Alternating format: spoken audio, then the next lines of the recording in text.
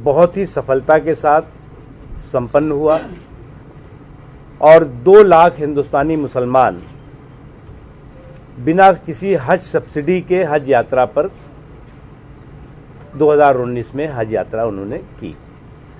और आज हमने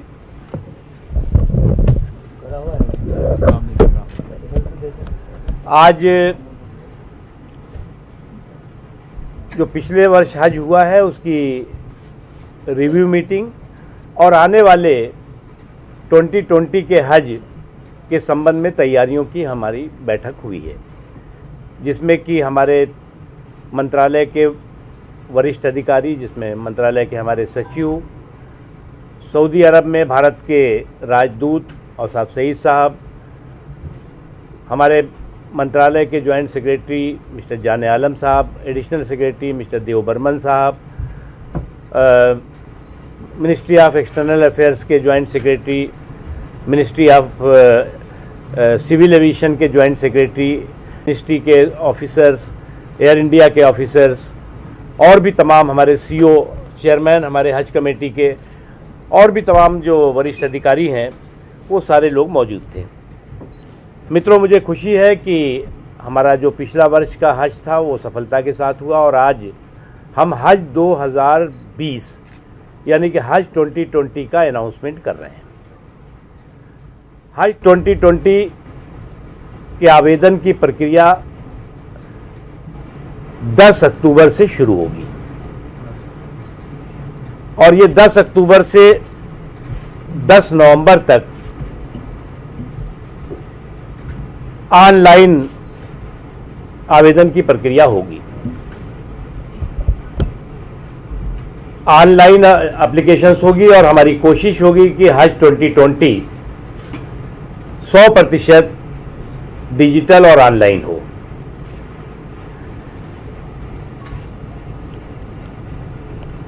हज के वीजे को भी ई वीजे की सुविधा पिछली बार भी दी गई थी, इस बार भी 100% ई वीजे की सुविधा रहेगी। उसके अलावा जो हज ग्रुप ऑर्गेनाइजर्स हैं उनके लिए हमने पिछली बार जो पोर्टल तैयार किया है, 1 नवंबर से उनके पोर्टल को भी, उनके जो आवेदन है उनको पोर्टल पर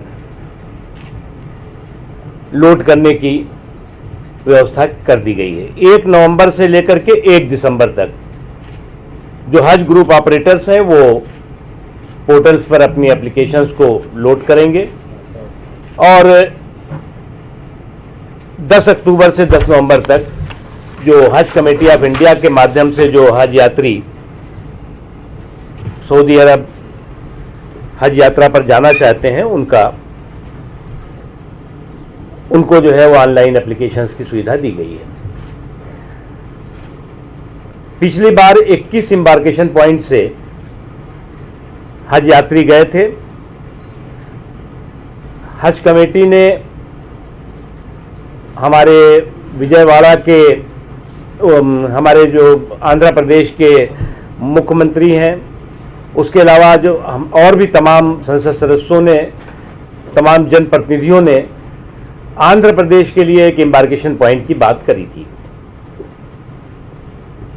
आंध्र प्रदेश के विजयवाड़ा में इस बार नया एम्बार्केशन पॉइंट होगा। इस तरह से कुल मिलाकर के 22 एम्बार्केशन पॉइंट से इस बार हज यात्री हज यात्रा पर जाएंगे। केरला की भी एक नए एम्बार्केशन पॉइंट की बात आई थी, उसको अभी हम लोगों ने डिस्कस किया है और इसमें हज कमेटी जो हमारे मिनिस्ट्री के सीनियर ऑफिशियल्स हैं और एयर इंडिया इस बारे में जो है वो अध्ययन करेगी फिर से और देखेगी कि केरला में एक नए एम्बार्केशन पॉइंट की ज़रूरत है या नहीं है।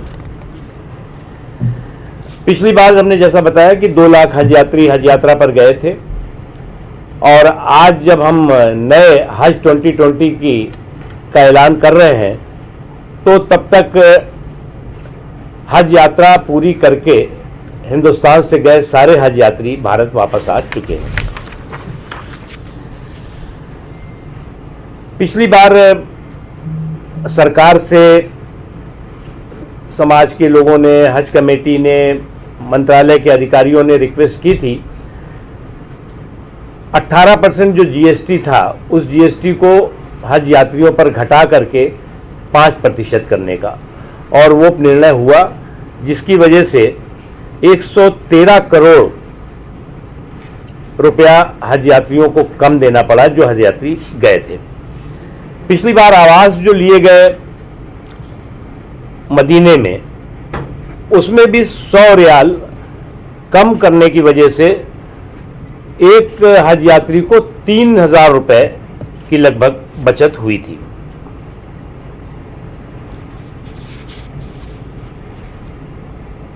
दो लाख जो हज यात्री गए थे उसमें 48% महिलाएं थीं, और बिना महरम के जो महिलाएं थीं वो 2340 महिलाएं बगैर महरम के गई थीं।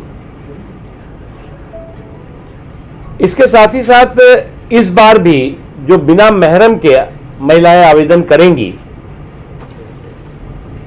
वो उनको बिना लॉटरी के उनके आवेदन को स्वीकार किया जाएगा और उन्हें हज पर जाने का मौका मिलेगा।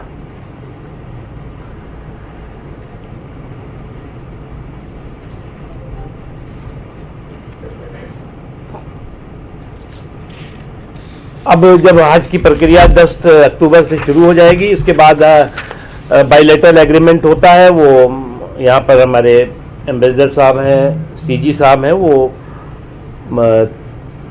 कौन सी तिथि और किस समय होगा वो तय करके उसको फाइनल रूप देंगे।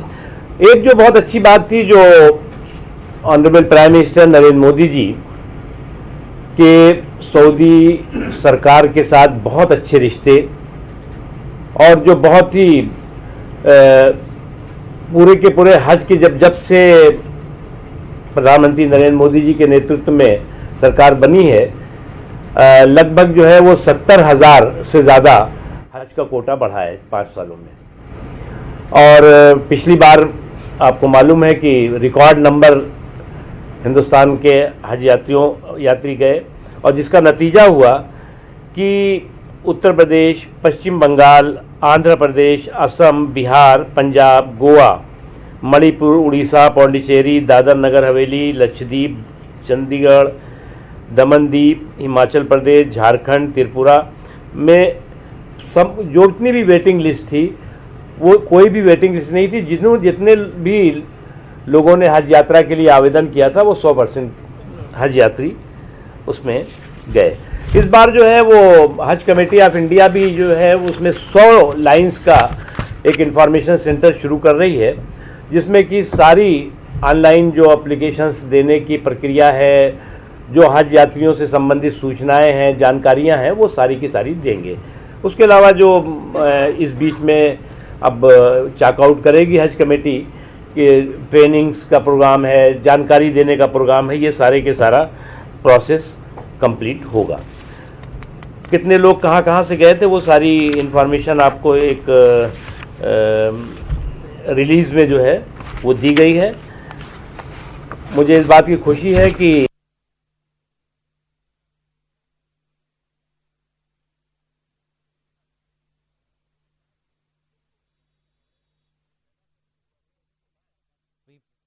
और हज पॉलिसी पर मीडिया से बातचीत कर रहे हैं। हज रिव्यू मीटिंग के बाद मीडिया को तफसीलात दी जा रही है, जिस तरह से आने वाला हज यानी 2020 के लिए हज फॉर्म दाखिल करने की जो है अमल शुरू होगा। 10 अक्टूबर से इसकी इतला दी गई है और ई वीज़ा की भी सहूलत होगी। साथ ही उन्होंने मीटिंग में जो कुछ फैसले लिए गए हैं उसकी तफसीलात मीडिया को बताई। जैसा कि उन्होंने कहा कि जो सहूलतें सरकार की तरफ से दी जा रही हैं वो तमाम सहूलतों का उन्होंने जिक्र किया, और जिस तरह से हिंदुस्तान के सऊदी अरब से अच्छे ताल्लुकात हैं उस बिना पर काफ़ी मराहत जो है हिंदुस्तान के हाजियों को दी जा रही है।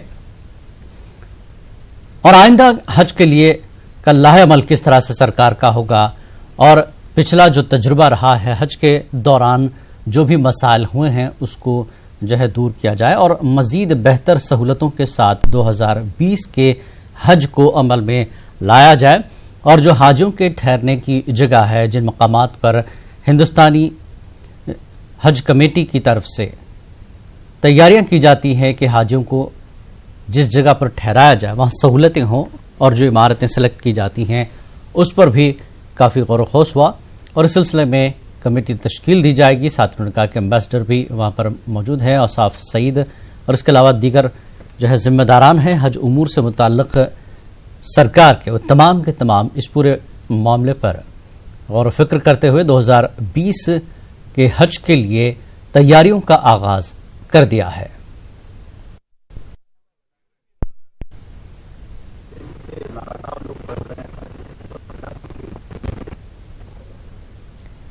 तो हज पॉलिसीज को लेकर मुख्तार अब्बास नकवी की मीडिया से बातचीत का सिलसिला जारी है। 2020 की तैयारियां हज को लेकर सरकार की किस तरह है, तमाम तफसीलात मीडिया को दी जा रही है। तो हज को लेकर दिल्ली में मुख्तार अब्बास नकवी मरकजी वजीर रिव्यू मीटिंग के बाद मीडिया को तफसीली जानकारी दे रहे हैं कि सरकार की तरफ से किस तरह की सहूलतें 2020 हज के लिए तैयारियां की जा रही है और हाजियों को, आज़मीन हज को किस तरह की सहूलतें देनी हैं और साबिक में जिस तरह के मसाइल पेश आए हैं या जो बेहतर चीज़ें हुई हैं उसको ध्यान में रखते हुए आने वाले हज यानी 2020 के हज के लिए मरकजी हज कमेटी की जानिब से और मरकजी वजीर मुख्तार अब्बास नकवी की जानिब से मीडिया को तफसीलात दी जा रही है। 10 अक्टूबर से हज 2020 के लिए फॉर्म दाखिल करने का अमल शुरू होगा। तो किस तरह से हाजियों को अपने तौर पर तैयारी करनी है, साफ नहीं दिखाई पड़ रही है। ये जो है वो बाथरूम में जो है वो सफाई नहीं, पानी नहीं होता, वो कुछ 2-3 हर साल वो डालते रहते हैं और वो आप ढूंढेंगे तो उसी तरह के वही आदमी 1-2 हैं जो ये काम करते हैं। ये हमारी पूरी वहाँ पर इसके पर नज़र होती है कि जो तय हुआ है उसके अलावा कोई भी इधर उधर नहीं होना चाहिए।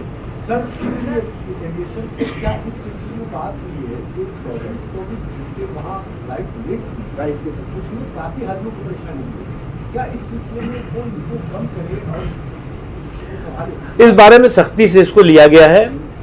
जो कुछ भी कुछ फ्लाइट्स का डिले होने और या कुछ और भी बात आई थी उसको सख्ती से लिया गया है और इस संबंध में हम लोग अभी चर्चा कर रहे हैं और दोबारा ऐसा ना हो इसके जो है पुख्ता और पक्के इंतजाम करे जा रहे हैं।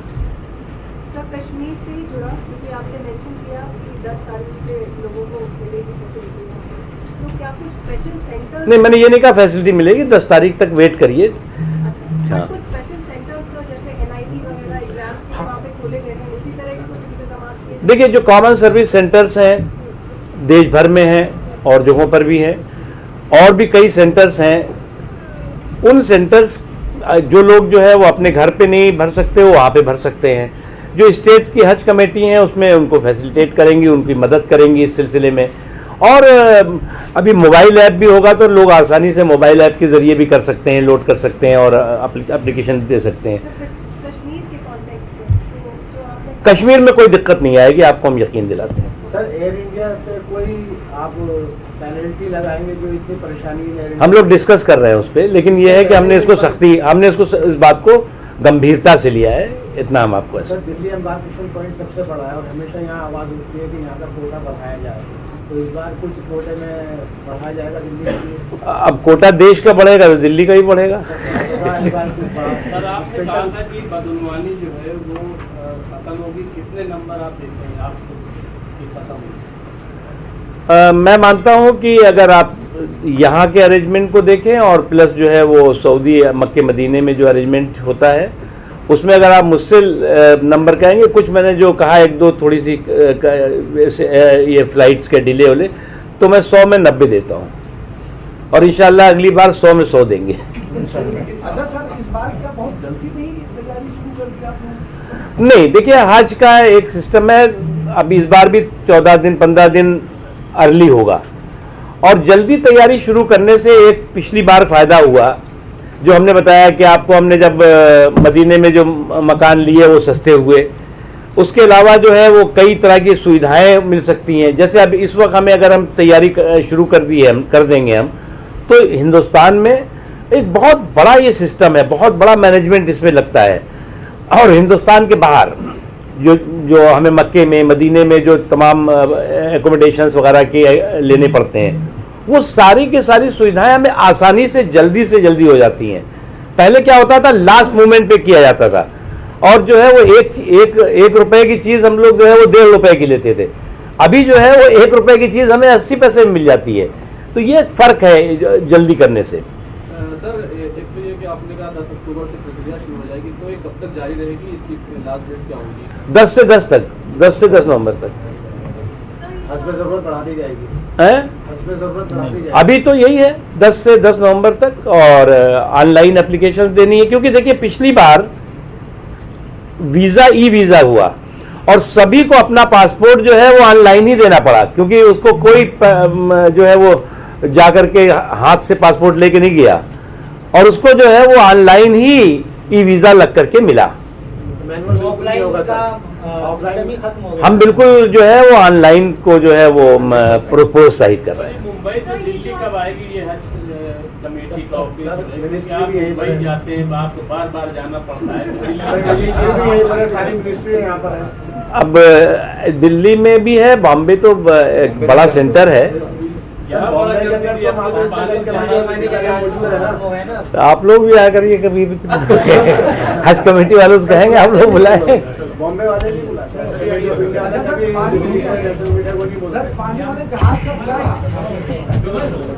सर ग्लोबल टेंडर का पानी के जहाज का है, पानी के जहाज का हम प्रोसेस अभी भी हमारे लिए जो है वो हमारा एक बहुत ही ड्रीम प्रोजेक्ट है।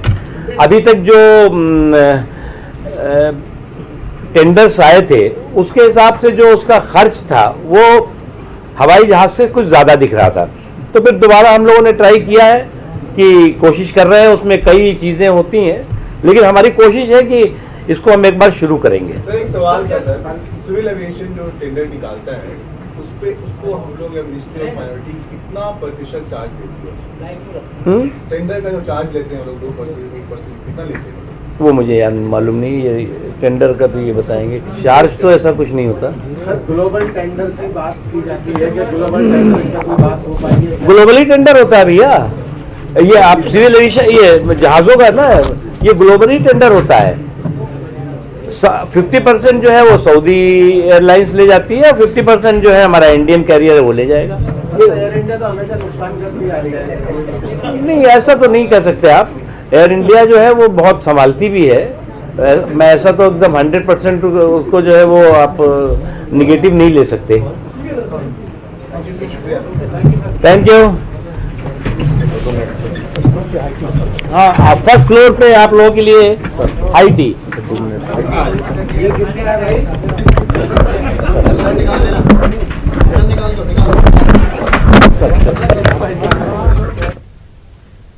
तो हज 2020 की तैयारियों को लेकर मुख्तार अब्बास नकवी की प्रेस कॉन्फ्रेंस मीडिया को तफसीलात दी कि सरकार की तरफ से क्या कुछ तैयारियां 2020 हज के लिए की जा रही हैं और मुख्तलिफ रियासतों के शहरों में एम्बार्केशन पॉइंट्स का जायजा लिया जा रहा है।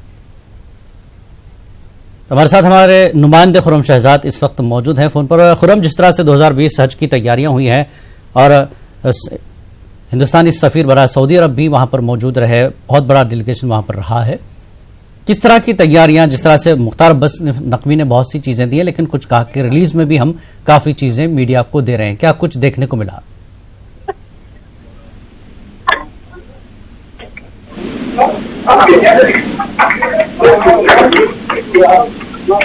हेलो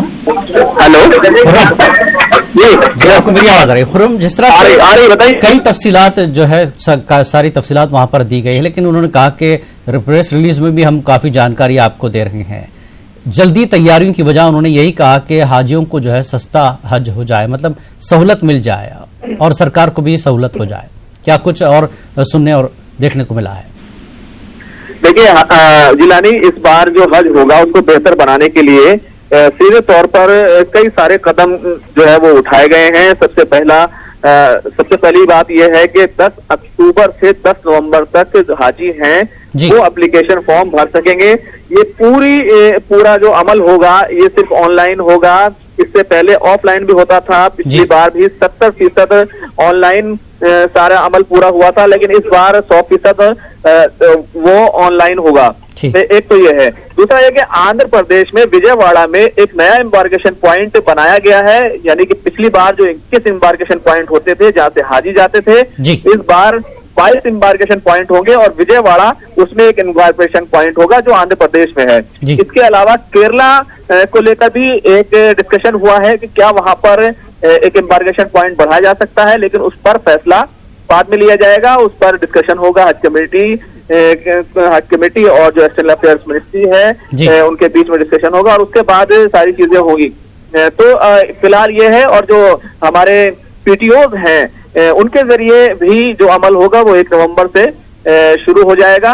तो सबसे बड़ी अपडेट ये है कि इस बार जो हज है उसको काफी पहले शुरू कर दिया गया है और तो कहना चाहिए कि जो हज का अमल है वो ज्यादा बेहतर हो, ज्यादा अच्छा हो, ये वजारत करने की कोशिश कर रही है। यही मुख्तार अब्बास नकवी ने आज प्रेस कॉन्फ्रेंस में कहा है। जिलानी जी खुर्रम, जिस तरह से सरकार की अपनी तैयारियां अलग हैं, लेकिन जो प्राइवेट ट्रैवल्स की तरफ से दिक्कतें होती रही हैं, हाजियों को नुकसान हुआ है या धोखाधड़ी हुई है, इसके लिए कोई ठोस कदम जो है हज कमेटी या सरकार की तरफ से लिया जाएगा?